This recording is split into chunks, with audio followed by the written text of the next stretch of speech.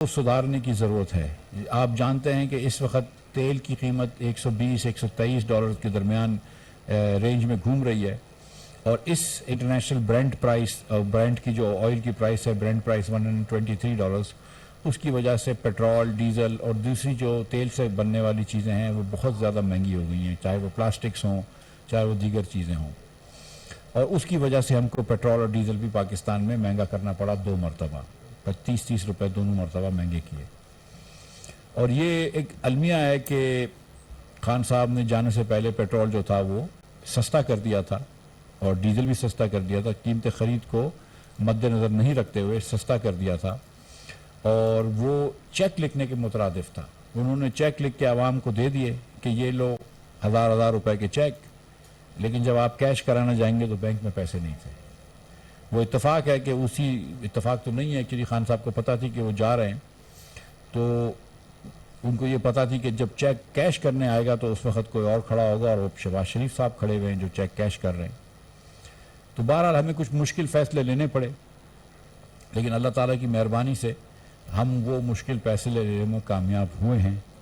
और जो imminent default की तरफ मुल्क जा रहा था, वो अल्लाह ताला की मेहरबानी से अब हमने उसको अवॉइड कर लिया, उस रास्ते से हम हट गए हैं, और अल्लाह ताला की मेहरबानी से अब हम स्टेबिलिटी के रास्ते पे, इस्तेहकाम के रास्ते पे आ गए हैं, और इंशाअल्लाह ताला जल्द अपनी इस्तेहकाम की मंजिल पर पहुँचेंगे। और उसके बाद इंशाअल्लाह ताला आपको एक मरतबा फिर ग्रोथ दिखाएंगे, लेकिन ग्रोथ विद रिस्पॉन्सिबिलिटी दिखाएंगे, ग्रोथ विच इज़ सस्टेनेबल, जिसको कहते हैं कि दो हमारे ग्रोथ के दो वो आंसर हैं।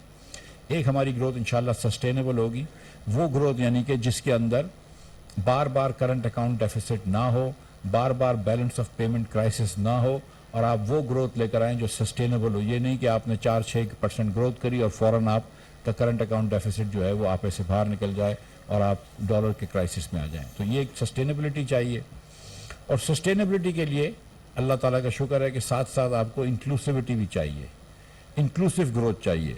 हम जो गलती करते हैं मेरे ख्याल से इस मुल्क में, वो ये करते हैं कि हमने हमेशा जो एक सरमायाकार का तबका है, जो साहिब सरवत लोग हैं, उनको हम और बड़ी सिंसियरली हम उनको मराद देते हैं ताकि वो सनत को आगे बढ़ा सकें, ताकि वो तिजारत को आगे बढ़ा सकें, ताकि मईशत आगे बढ़े। और वो एक स्ट्रेटजी है, मगर उसके नतीजे में ये होता है कि जब हम एक उमरा को मज़ीद मराद देते हैं और वो जब सनतें लगाते हैं या दीगर जो खर्चे करते हैं, तो हमारा इम्पोर्ट बास्केट बहुत बढ़ जाता है, इम्पोर्ट बढ़ा जाता है। आप इस तरह सोचें कि एक अमीर आदमी के कंजम्पशन बास्केट में, या एक अमीर आदमी जो खर्च कर रहा होता है उसके अंदर इम्पोर्ट काफ़ी होता है, जबकि गरीब शख्स अगर खर्च कर रहा होता है तो वो इम्पोर्ट की चीज़ें नहीं होती, उसकी आटे दाल वगैरह की चीज़ें होती हैं। तो अगर आप इंक्लूसिव ग्रोथ करेंगे, जिसके अंदर आप ग्रोथ लेकर आएंगे मईशत में, गरीब लोगों को और मुतवासत तबके के लोगों को मराद देकर, उनको फैसिलिटेट कर कर, उनको उनका स्पेंडिंग पावर बढ़ाकर, तो शायद आपकी डोमेस्टिक प्रोडक्शन भी बढ़ जाएगी, आपकी एग्रीकल्चर प्रोडक्शन भी बढ़ जाएगी, लेकिन आपका इंपोर्ट बिल नहीं बढ़ेगा। तो वो ग्रोथ जो है वो इंक्लूसिव तो होगी, लेकिन सस्टेनेबल भी हो जाएगी।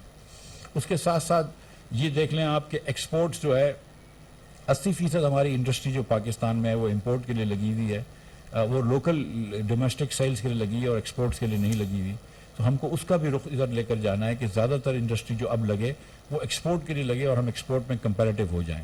यहाँ पे ये बात भी बताना ज़रूरी है कि क्योंकि तवानाई बहुत महंगी हो गई है, इसलिए हमारी इंडस्ट्री जो है वो अनकम्पैरेटिव भी हो गई है, और कभी कभी वो बंद भी होती है सप्लाई एनर्जी की ना मिलने की वजह से। पिछले नवंबर में हुकूमत ने उनको कहा था कि उनको दिसंबर में कहा था कि जो नवंबर में गैस मिल रही थी उससे आधी देंगे, उसके बाद फरवरी के बाद उन्होंने गैस उनकी बंद कर दी थी काफ़ी अरसे तक, और आधी से भी कम दी थी। अब हमने अल्लाह ताला की मेहरबानी से कुछ दिन बंद रखी थी, लेकिन अब हमने अल्लाह ताला की मेहरबानी से पाकिस्तान भर में गैस को खोल दिया है, हर इंडस्ट्री को गैस दे रहे हैं। लेकिन जो बात देखने की वो ये कि अगर जिस तर्ज पे मियाँ नवाज शरीफ के ज़माने में हमने लॉन्ग टर्म सौदे किए थे, उस तर्ज पे अगर कोविड के दिनों में सौदे पिछली हुकूमत कर लेती, और ये जो झूठ का बयानिया था, एक बौतान का बयानिया था कि लॉन्ग टर्म सौदे महंगे थे और टर्मिनल लगाना गलत था, जिसकी वजह से कई लीडरान को जेलों में डाला गया, और हमारे तो इस वक्त तकरीबन सारे लीडरों को कुछ दिनों तक अकूबत खाने में रखा है। लेकिन वो अगर बयानिया छोड़ देती और ईमानदारी से काम करती, और अगर कोविड के ज़माने में लॉन्ग टर्म प्लान को ले लेती सौदे, تو آج یہ قسم کی جو مہنگائی ہے، جو بجلی میں ہوش ربا مہنگائی ہے، جو پیٹرول اور ڈیزل میں ہوش ربا مہنگائی ہے، جو ملک بھر میں ہر افراد جو افراد زر آیا ہوا ہے، شاید اس میں کمی ہوتی، شاید اس میں اتنی مہنگائی نہیں آتی. لیکن جو اس وقت خرم دستگیر صاحب یہاں بیٹھے ہیں، جو ان کے پلانٹس چلانے کے اندر ہم کو ایندھن لینا پڑ رہا ہے، وہ بھی مہنگا لینا پڑ رہا ہے، کیونکہ کوئی لانگ ٹرم سودے حکومت نہیں کر کے گئی ہے. پھر آپ کو احسن اقبال صاحب ابھی بتائیں گے پی ایس ڈی پی کے بارے میں بھی، اور یہ بھی بتائیں گے، میں امید کرتا ہوں کہ سی پیک کے ساتھ کیسا سوتیلا پن کا سلوک کیا گیا ہے. اور یہ جو بات کرتے ہیں خان صاحب کے بارے میں، اور اب تو خان صاحب خود بھی، شیخ رشید صاحب خود بھی کہہ چکے ہیں کہ خان صاحب نے بارودی سرنگیں بچھائی تھیں. تو میں آپ کو ایک سچی بات بتاؤں کہ دیکھیں، مسلم لیگ نون کے لیے بارودی سرنگیں صرف نہیں تھیں، کولیشن حکومت کے لیے، Peoples Party, J U I, M Q M, ان کے لیے بارودی سرنگیں صرف نہیں تھیں، بارودی سرنگیں ریاست پاکستان کے لیے تھیں. آج اگر معیشت کسی کی خراب ہو رہی ہے تو مسلم لیگ نون کی معیشت خراب نہیں ہو رہی، پیپلز پارٹی کی معیشت خراب نہیں ہو رہی، پی ٹی آئی کی معیشت خراب نہیں ہو رہی، پاکستان کی معیشت خراب ہو رہی ہے. اگر آج مہنگائی ہو رہی ہے تو پورے پاکستان کے اندر مہنگائی ہو رہی ہے. اگر آج بجلی کی لوڈ شیڈنگ ہو رہی ہے کیونکہ خان صاحب نے بجلی کے معاہدے نہیں کرے، بجلی کے سودے نہیں، ایندھن کے معاہدے نہیں کرے، بجلی کے کارخانے نہیں لگائے، تو وہ پورے ملک کے اندر لوڈ شیڈنگ ہو رہی ہے، وہ پاکستان کے اندر لوڈ شیڈنگ ہو رہی ہے. تو خان صاحب نے جو نقصان پہنچایا ہے وہ ملک کے لیے پہنچایا ہے. میں یہ آپ کے سامنے بات رکھنا چاہتا ہوں. ایف ڈی آئی کے بارے میں بات ہوئی ہے. ایف ڈی آئی 2017-18 کے اندر اگر 2 بلین تھی تو آج 1.25 بلین ہے پہلے 9 مہینوں میں. ٹریڈ ڈیفیسٹ بھی ہم سے زیادہ ہے، کرنٹ اکاؤنٹ ڈیفیسٹ بھی آج پہلے 9 مہینوں میں زیادہ ہے. ہر اسٹیٹسٹکس میں پاکستان پیچھے گیا ہے، کیونکہ پونے 4 سال ایک نااہل ترین حکومت نے فیصلے کیے ہیں. اور جتنی ہسٹورک اپرچونٹیز تھی کووڈ کے اندر، ایک once in lifetime opportunity آتی ہے. اگر کووڈ ایک ونس ان لائف ٹائم یا ونس ان سینچری کی وبا تھی اور تھی، تو کووڈ کے بعد جو اس کے بعد جو تیل گیس وغیرہ سستی ہوئی، وہ بھی once in lifetime opportunity تھی جو اس پچھلی حکومت نے مس کری. اور اب کووڈ کے بہت مضر اثرات تھے. ظاہر ہے کہ ہمارے بڑے بھائی بہن انتقال کر گئے، دنیا بھر میں جانوں کا نقصان ہوا، لیکن پاکستانی ریاست کو فائنینشیل نقصان نہیں ہوا تھا. $4 بلین سے زیادہ آپ کو G20 کے ملکوں نے پیمنٹس مؤخر کر دیں. آپ کو آئی ایم ایف نے $1.5 بلین ایڈیشنل دیا، پروگرام کو انہوں نے سسپینشن میں ڈال دیا، یہ ڈیلے کر دیا. تو بہت ساری دنیا بھر نے آپ کو مراد دی، لیکن آپ نے اس مراد سے کنسالیڈیٹ نہیں کری اپنی فسکل پوزیشن، اور وہیں پہ آپ ولنریبل ہو گئے. تو جیسے ہی آپ کی گروتھ آئی، آپ واپس کرنٹ اکاؤنٹ ڈیفیسٹ میں پھنس گئے. آج کل جو حالات ہیں کہ جتنی قیمت بڑھ گئی ہے آپ کی گندم کی، اور یہ بھی آپ کو بتاتا چلوں کہ گندم بھی آج امپورٹ کرنی پڑ رہی ہے. اس سال 3 ملین ٹن گندم ہم امپورٹ کریں گے، جس کے اندر ہم کچھ اسٹریٹجک ریزرو میں بھی ڈالیں گے اور کچھ اپنے استعمال میں بھی لے کر آئیں گے. اور ہم دنیا بھر سے کہیں سے بھی ریڈی ہیں. اس وقت ہم نے پہلا جو اپروول دیا ہے G2G نیگوسیشن کا، وہ رشیا سے دیا ہے. تو ہم گندم بھی امپورٹ کریں گے. یہ وہ گندم تھی جو 2017-18 میں ہم ایکسپورٹ کر رہے تھے. پچھلے سال ہم نے چینی بھی امپورٹ کری ہے، وہی چینی ہے جو 2017-18 میں ہم ایکسپورٹ کر رہے تھے. ہم پچھلے 2 سالوں میں آپ کو پتا ہے کہ پچھلے سال 5 ملین بیل، یہ 5.5 ملین بیل ہم نے کاٹن کی پیدا کی ہیں، جو کہ 1983-84 کے بعد سب سے کم تھی. تو بہت جگہوں پہ پاکستان جو تھا وہ پیچھے چلا گیا، اور یہ اتفاق نہیں ہو سکتا ہے. میں سمجھتا ہوں کہ یہ ان لوگوں کی کچھ غلطی ہے. ایک دو باتیں فسکل افیئرس کی کر لوں کہ جب 2017-18 میں ہماری حکومت گئی تھی تو اس وقت tax to G D P, ہم F B R tax to G D P 11.1% تھا. ہم جب آئے تھے 2013 میں تو 8.5 پہ آئے تھے اور چھوڑ کے گئے تھے. تو اللہ تعالیٰ کی مہربانی سے 11.1 پہ چھوڑ کے گئے تھے. وہ تینوں سال، وہ پرانی جی ڈی پی کی ابھی بات کر رہا ہوں، تینوں سال جو تھی وہ پی ٹی آئی کی حکومت اس ریٹ پہ نہیں پہنچ سکی. پہلے سال 9.2 کرا، پھر 9.6 یا 8 کرا، پھر 10.2 کرا. اس سال بھی 11.1 پہ نہیں پہنچے گی، لیکن اگر نئی جی ڈی پی کا حساب لے لیں تو میرے خیال سے 8.5% پہ پہنچتی ہے tax to G D P ratio. جبکہ ایک اتنے بڑے ملک، ایک نیوکلیر پاور ملک کے لیے میں سمجھتا ہوں کہ 15% سے کم tax to G D P نہیں ہونا چاہیے، اور ایکسپورٹ بھی 15% سے کم نہیں ہونا چاہیے. 15% export to G D P ہونا چاہیے. اور میں اب بھی یہ سمجھتا ہوں کہ ہماری گو کہ اس سال بہت انکریز ہوئی ہے, 50% امپورٹ انکریز ہوئی ہے, لیکن میں اب بھی یہ سمجھتا ہوں کہ پاکستان میں مسئلہ یہ نہیں ہے کہ ہماری امپورٹ زیادہ ہے, پاکستان میں جو اصل مسئلہ ہے وہ یہ کہ ہماری ایکسپورٹ بہت کم ہے.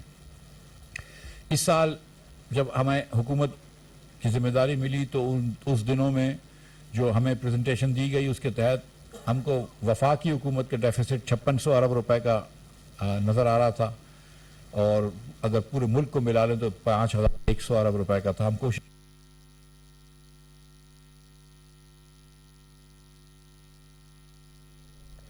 وزیر خزانہ مفتاح اسماعیل مالی صاحب. مفتاح اسماعیل سال 2021-22 کی اقتصادی جائزہ رپورٹ پیش کر رہے تھے. انہوں نے کہا کہ ملکی معیشت کو درست کرنے کی ضرورت ہے, ملک کو دیوالیہ ہونے سے بچا لیا ہے, تجارتی خسارہ 45 بلین ڈالرز تک پہنچ گیا ہے. مفتاح اسماعیل نے کہا کہ معاشی بحران سے بچنے کے لیے مشکل فیصلے کرنا پڑے, چین سے کچھ روز میں 24 ارب ڈالرز مل جائیں گے. گزشتہ حکومت کے فیصلوں سے بہت سے شعبوں میں ہم پیچھے رہ گئے ہیں. خان صاحب نے جتنا قرضہ لیا ہے تقریباً 20,000 ارب, جو اس سے پہلے پاکستانیوں نے لیاقت علی خان صاحب سے لے کر ناصر الملک تک جتنے بھی 19 وزیر اعظم آئے, اس کے اندر کچھ صدور بھی آئے, کچھ فوجی جنرل بھی آئے, ان سب نے مل کر جتنا قرضہ لیا تھا 71 سالوں میں, اس کا 80% قرضہ خان صاحب نے 4.25 سال میں لیا. لہٰذا جس سال ہم چھوڑ کے گئے تھے اس سال ہم نے 1500 ارب روپے ڈیٹ سروسنگ کری, اس سال ہم 3100 ارب روپے سے زیادہ کی ڈیٹ سروسنگ کریں گے, اور اگلے سال ہمیں لگ رہا ہے کہ 3900 ارب روپیہ آپ لوگ خرچ کریں گے سود کے اوپر. 3900 plus 3900 billion plus 3.9 trillion rupees یا 3,90,000 کروڑ روپے,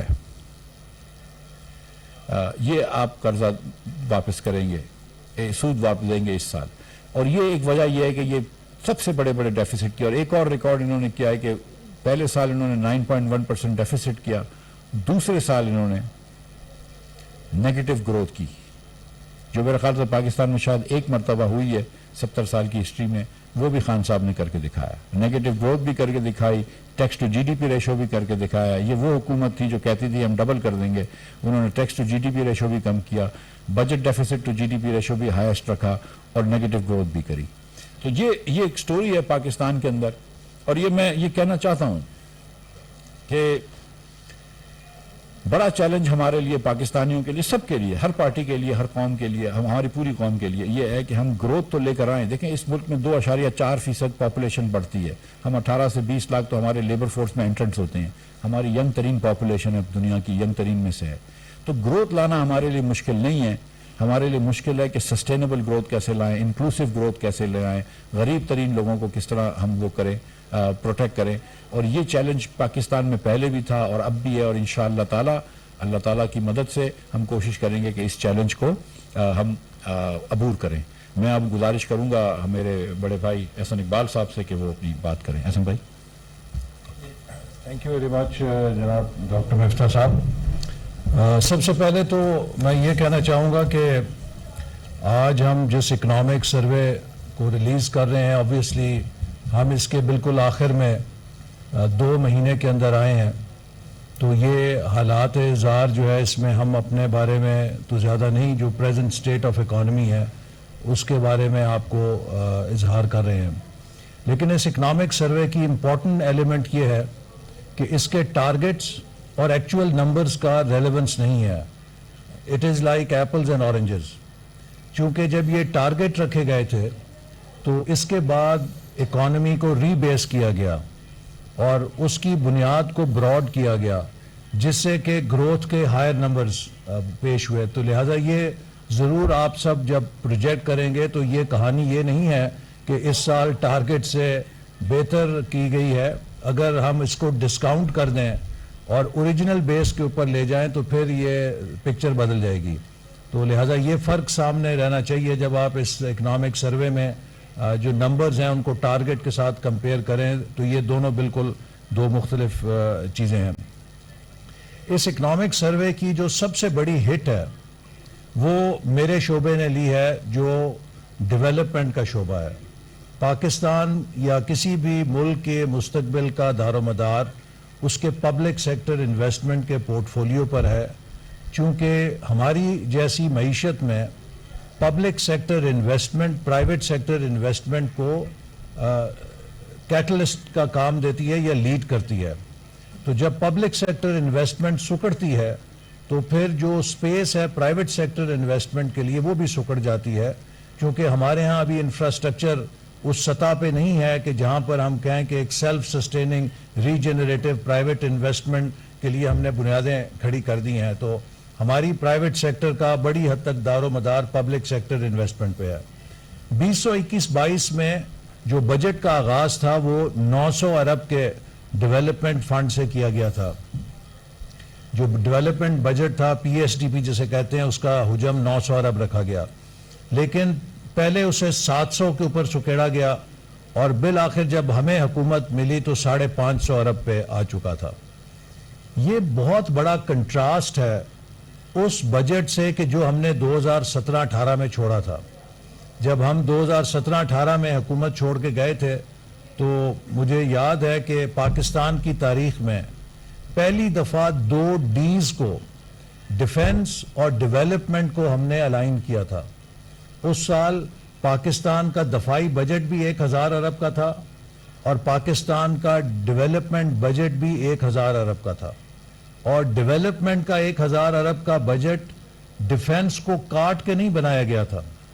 ہم نے معیشت میں جو گروتھ لائے، جو وسائل بڑھائے، ہمارے 5 سالوں میں جو ٹیکس جو موبلائزیشن ہوئی ریسورسز کی، ٹیکس کلیکشن 2000 سے 4000 ارب کے قریب گئی.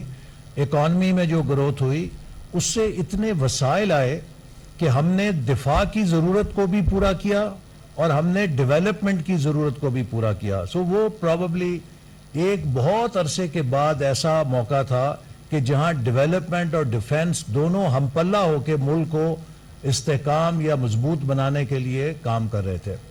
میں یہ بات ضرور واضح کرنا چاہتا ہوں کہ آج پاکستان کے مستقبل کا انحصار ایک مضبوط دفاع کے ساتھ ایک مضبوط معیشت کے اوپر بھی ہے. ہماری نوجوان آبادی ہے. اگر ہم نے اپنے نوجوانوں پر، اگر ہم نے اپنی تعلیم پر، اگر ہم نے نوجوانوں کے لیے روزگار پر وسائل نہیں لگائے تو اس کا انجام وہی محرومی کی صورت میں نکلے گا جو ابھی کراچی یونیورسٹی کے اندر ایک ایم فل کی طالبہ نے 2 بچوں کی ماں ہے خود کو پھاڑ کے جو تخریب کاری جیسے کی ہے. تو آج آپ دیکھ رہے ہیں کہ کئی جو پڑھے لکھے نوجوان جو بے روزگار ہیں. مفتاح اسماعیل اور احسن اقبال ایک مشترکہ جو ہے وہ اقتصادی جائزہ رپورٹ پیش کر رہے تھے. مفتاح اسماعیل نے کہا کہ ملکی معیشت کو درست کرنے کی ضرورت ہے، ملک کو دیوالیہ ہونے سے بچا لیا ہے، تجارتی خسارہ $45 بلین تک پہنچ گیا ہے، معاشی بحران سے بچنے کے لیے مشکل فیصلے کرنا پڑے. نیوز اسٹوڈیو سے فی الوقت کے لیے اتنا ہی. مزید خبروں اور اپڈیٹس کے لیے دیکھتے رہیے کوہ نور نیوز.